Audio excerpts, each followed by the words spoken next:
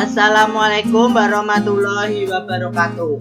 Perkenalkan, nama saya Raihan Maulana Ibrahim, NIM 19020518 dari kelas 19A5. Di sini saya akan menjelaskan tentang laporan KKN Inovasi dan Kreativitas Faringris Akut.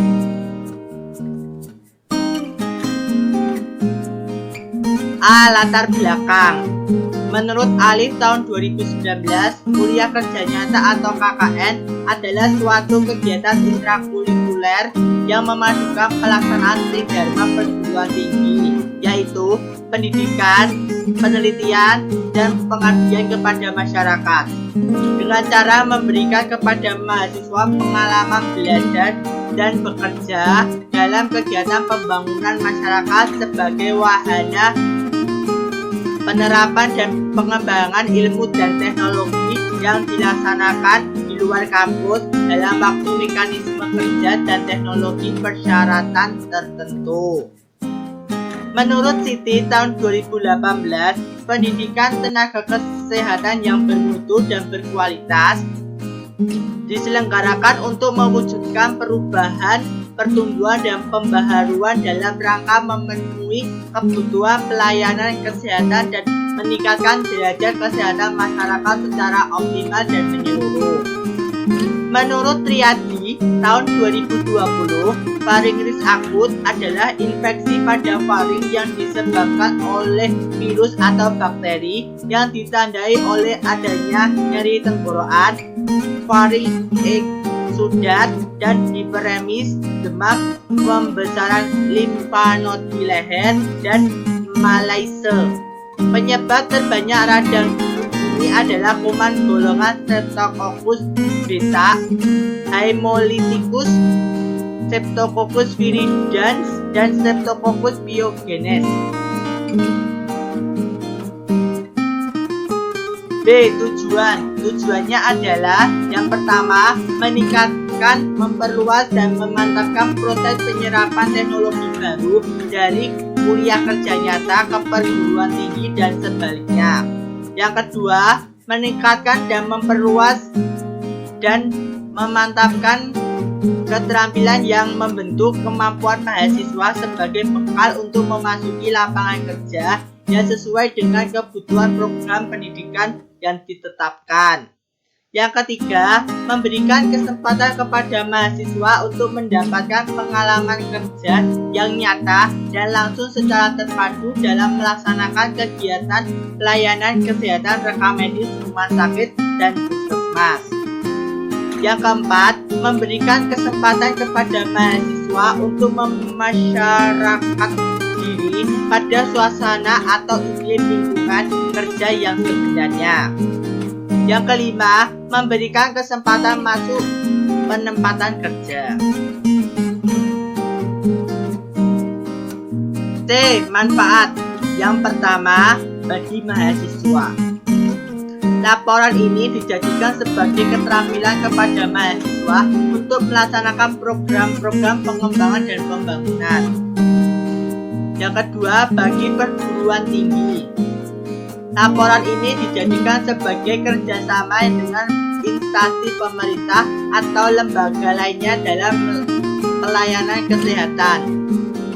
Yang ketiga, bagi masyarakat.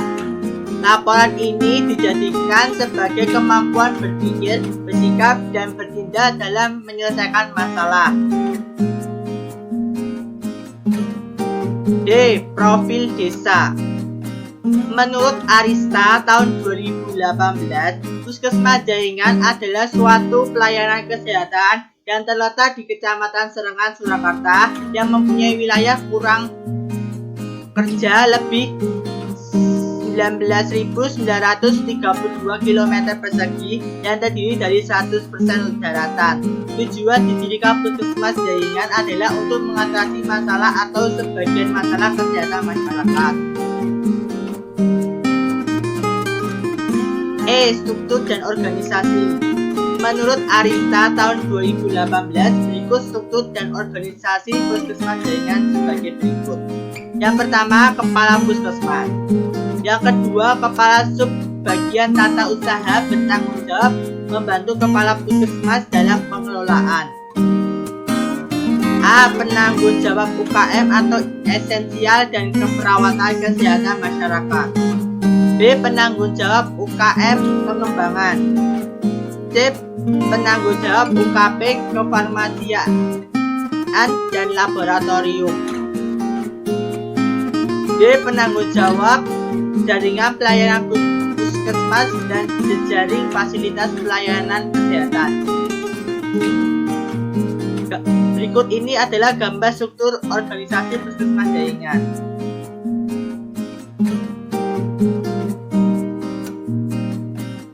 F. Lokasi desa. Menurut Siti tahun 2018, puskesmas jaringan terletak di Jalan Wirotamtono nomor 22B, Jaringan, Kecamatan Serengan, Kota Surakarta, Jawa Tengah 5152 dengan batas-batas sebagai berikut. Yang pertama, sebelah timur, wilayah Kecamatan Pasar Kliwon, Kota Surakarta. Yang kedua, sebelah barat, wilayah Kecamatan Laweyan, Kota Surakarta. Yang ketiga, sebelah selatan, wilayah kerja Kabupaten Sukoharjo. Yang keempat, sebelah utara, wilayah Kecamatan Banjarsari, Surakarta. Menurut Siti tahun 2018, wilayah kerja UPT Puskesmas Jaringan mempunyai wilayah sebesar 1,908 km persegi dan terdiri dari 100% daratan. Menurut Siti tahun 2018, wilayah kerja UPT Puskesmas Jaringan terdiri dari 4 kelurahan, 45 RW dan 187 RT, yaitu 1 kelurahan Kemlayam meliputi 6 RW dan 24 RT. Yang kedua, kelurahan Jaringan meliputi 9 RW dan 30 RT. Yang ketiga, kelurahan Tipes meliputi 15 RW dan 69 RT. Yang keempat, kelurahan Serengan meliputi 15 RW dan 64 RT.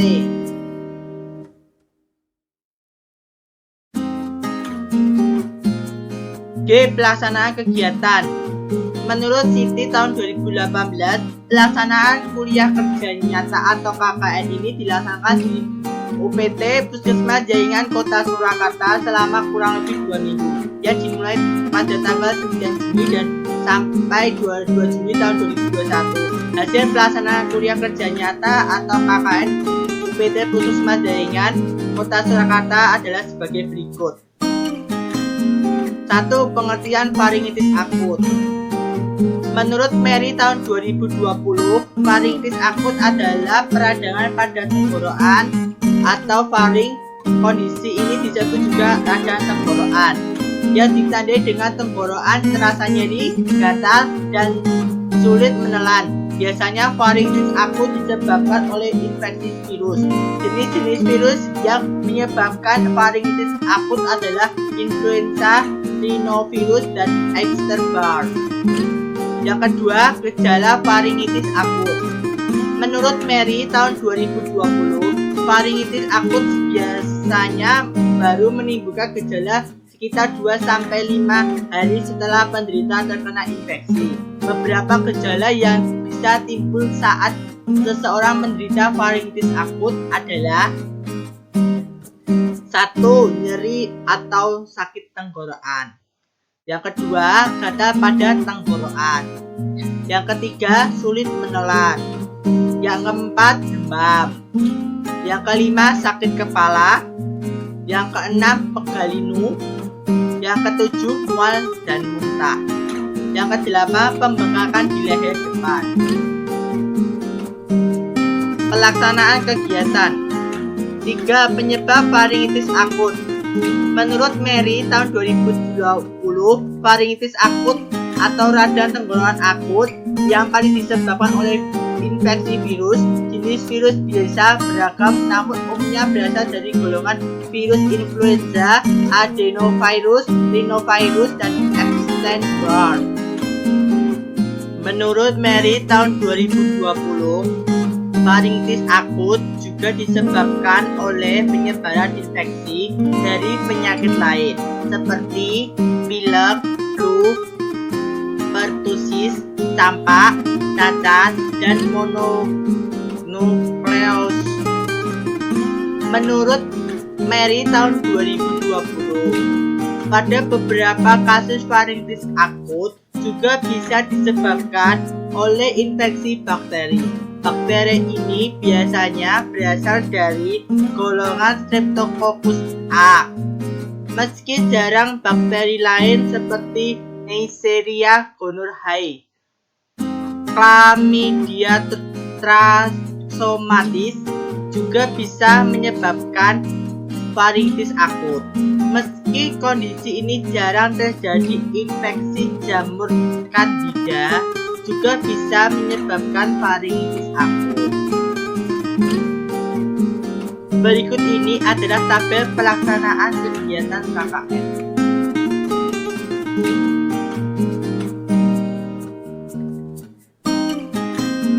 Dan juga berikut ini adalah gambar foto kegiatan KKN. H. Metode pemecahan masalah. Menurut Mary tahun 2020, berikut ini tahap-tahapan atau langkah-langkah dalam untuk mengatasi faringitis akut, yaitu 1. Banyak beristirahat hingga kondisi terasa lebih baik.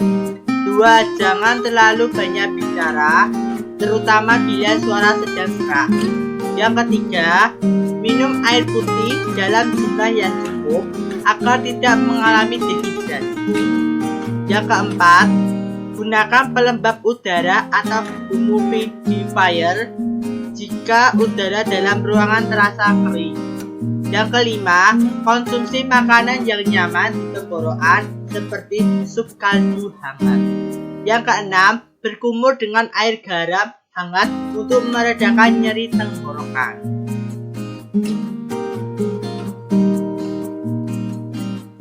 I. Hasil kegiatan.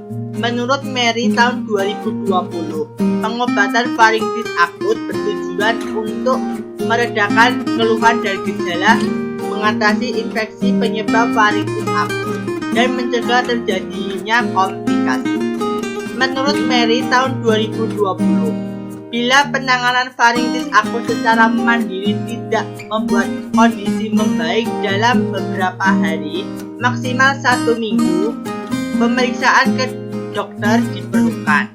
Dokter meresepkan beberapa jenis obat seperti 1. Antibiotik. Antibiotik adalah obat untuk mengatasi infeksi bakteri. Obat ini akan diberikan jika faringitis akut disebabkan oleh infeksi bakteri. Jenis antibiotik untuk radang tenggorokan yang dipilih biasanya adalah penicillin dan amoxicillin. Selalu ikuti anjuran dan aturan penggunaan obat yang diberikan oleh dokter. Jangan menghentikan penggunaan obat secara sembarangan. Yang kedua, benzocaine. Benzocaine akan diberikan oleh dokter untuk mengatasi sakit tenggorokan dan kesulitan menelan yang sering terjadi pada faringitis akut. Bahan ini sering ada di obat kumur atau permen pelega tenggorokan atau lozenges. Yang ketiga, paracetamol atau ibuprofen. Paracetamol atau ibuprofen merupakan anti demam dan anti nyeri. Obat-obat diberikan untuk meredakan nyeri dan menurunkan demam yang bisa terjadi selama faringitis akut.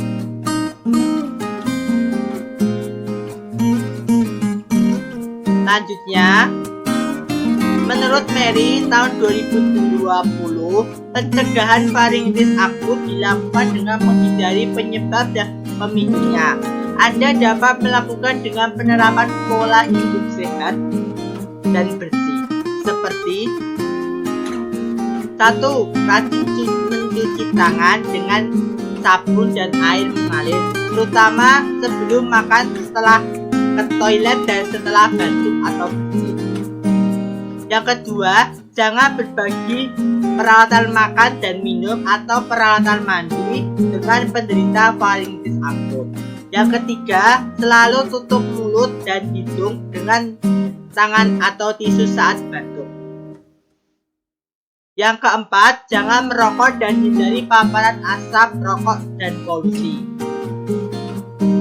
Yang kelima, cuci mainan anak yang menderita faringitis akut, terutama mainan yang biasa ia masukkan ke mulut dengan bersih.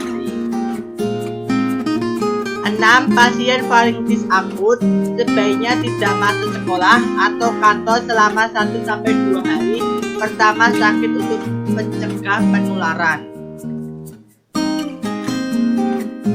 J. Kesimpulan. Dalam kuliah kerja nyata ini banyak wawasan dan pengetahuan yang didapatkan. Adapun kesimpulan dari pelaksanaan kuliah kerja nyata ini yaitu 1. Pengobatan faringitis akut. Pengobatan faringitis akut bertujuan untuk meredakan keluhan dari gejala, mengatasi infeksi penyebab faringitis akut dan mencegah terjadinya komplikasi. Yang kedua, penanganan mandiri. Penanganan mandiri, langkah penanganan mandiri yang bisa dilakukan untuk mengatasi faringitis akut adalah 1. Banyak beristirahat hingga kondisi terasa lebih baik. Yang kedua, jangan terlalu banyak bicara, terutama bila suara sedang serak. Yang ketiga, minum air putih dalam jumlah yang cukup agar tidak mengalami dehidrasi. Yang keempat, gunakan pelembab udara atau humidifier jika udara dalam ruangan terasa kering. Yang kelima, konsumsi makanan yang nyaman di tenggorokan seperti sup kaldu hangat. Yang keenam, berkumur dengan air garam hangat untuk meredakan nyeri tenggorokan. Yang ketujuh, hindari paparan asap rokok dan polusi. Selanjutnya, yang ketiga, pemberian obat-obatan. Bila penanganan faringitis akut secara mandiri tidak membuat kondisi membaik dan beberapa hari, maksimal 1 minggu, pemeriksaan ke dokter diperlukan oleh meresepkan beberapa jenis obat seperti 1. Antibiotik. Antibiotik adalah obat untuk mengatasi infeksi bakteri. Obat ini akan diberikan jika faringitis akut disebabkan oleh infeksi bakteri. Jenis antibiotik untuk radang tenggorokan yang dipilih biasanya adalah penicillin dan amoxicillin. Selalu ikuti anjuran dan aturan penggunaan obat yang diberikan oleh dokter. Jangan menghentikan penggunaan obat secara sembarangan. Yang kedua, benzocaine. Benzocaine akan diberikan oleh dokter untuk mengatasi sakit tenggorokan dan kesulitan menelan yang sering terjadi pada faringitis akut. Bahan ini sering ada di obat kumur atau permen pelega tenggorokan atau Logonges. Yang ketiga, paracetamol atau ibuprofen. Paracetamol dan ibuprofen merupakan anti demam dan anti nyeri. Obat-obatan diberikan untuk meredakan nyeri dan menurunkan demam yang bisa terjadi selama faringitis akut. Selanjutnya, pencegahan faringitis akut. Pencegahan faringitis akut dilakukan dengan menghindari penyebab dan pemicunya. Anda dapat melakukan dengan penerapan pola hidup bersih dan sehat seperti 1. Rajin mencuci tangan dengan sabun dan air mengalir, terutama sebelum makan, setelah ke toilet, dan setelah batuk atau bersin. Yang kedua, jangan berbagi peralatan makan dan minum atau peralatan mandi dengan penderita faringitis akut. Yang ketiga, selalu tutup mulut dan hidung dengan tangan atau tisu saat batuk. Yang keempat, jangan merokok dan hindari paparan asap rokok dan polusi. Yang kelima, cuci mainan anak yang menderita faringitis akut, terutama mainan yang biasa ia masukkan ke mulut dengan bersih. Yang keenam, pasien faringitis akut sebaiknya tidak masuk sekolah atau kantor selama 1-2 hari pertama sakit untuk mencegah penularan.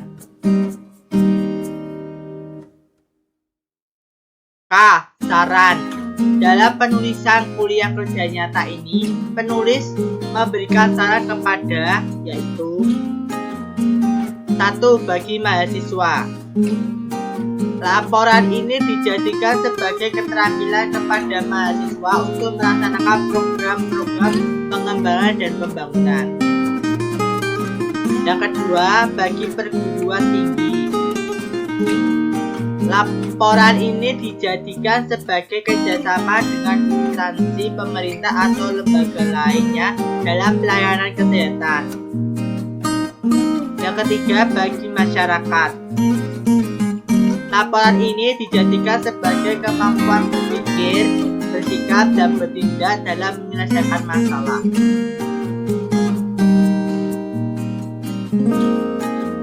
Demikian presentasi dari saya. Kurang lebihnya mohon maaf. Akhirul kalam. Wassalamualaikum warahmatullahi wabarakatuh.